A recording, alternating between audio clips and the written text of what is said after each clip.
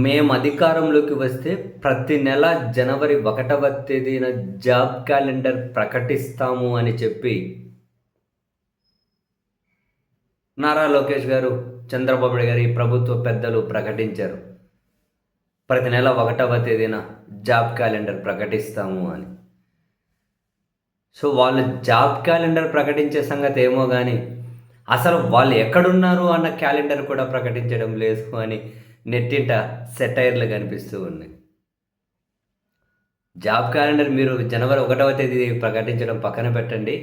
అసలు జనవరి 1వ తేదీ మీరు ఆంధ్రప్రదేశ్లో లేరు, భారతదేశంలో లేరు, అసలు ఎక్కడున్నారు అన్న ఆ క్యాలెండర్ అయినా ప్రకటించండి. మీరు ఎప్పుడు స్టార్ట్ అయ్యారు, ఎప్పుడు ఎక్కడున్నారు, ఈ వివరాలన్నా ప్రకటించండి అని చెప్పి ఒకవైపు ఇన్ని విమర్శలు వీళ్ళ విదేశీ పర్యటనల చుట్టూ కనిపిస్తూ ఉన్నా, వినిపిస్తూ ఉన్నా, నోరు తెరిచి దానికి దేనికి సమాధానం చెప్పడానికి అవి అసలు మాకు తెలియదు, మేము పట్టించుకో, మాకు వినిపించడం లేదు అన్నట్లే ఉన్నారు. జాబ్ క్యాలెండర్ కాదు, వీళ్ళ క్యాలెండర్ ప్రకటించలే ఎక్కడున్నారు అని. అండ్ మరో రకమైన ఏమంటారు సెటైర్లు కూడా వినిపిస్తూ ఉన్నాయి.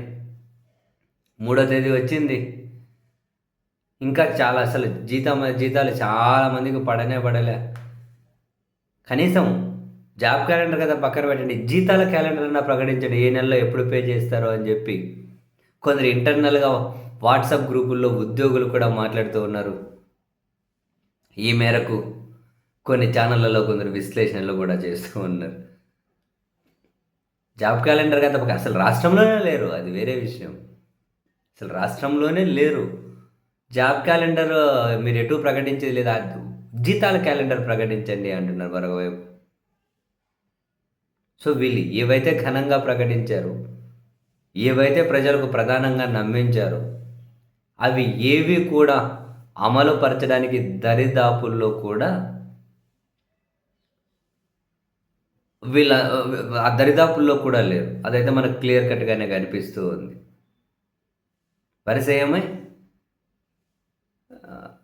జనవరి 1 రాగానే జాబ్ క్యాలెండర్, ఇప్పుడు 2వ సంవత్సరం అయిపోయి 3వ సంవత్సరం 25 అయిపోయి 22 జనవరిలో అయిపోయాయి. ఎన్నికల జనవరి ప్రకటించినా ఏముండదు, ఇంకో 2 జనవరిలు మిగిలినాయి. మరి ఆ 2 జనవరిలు మిగిలినాయి. మరి ఆ 2 జనవరిలు ఏది ప్రకటించే జాబ్ క్యాలెండరు?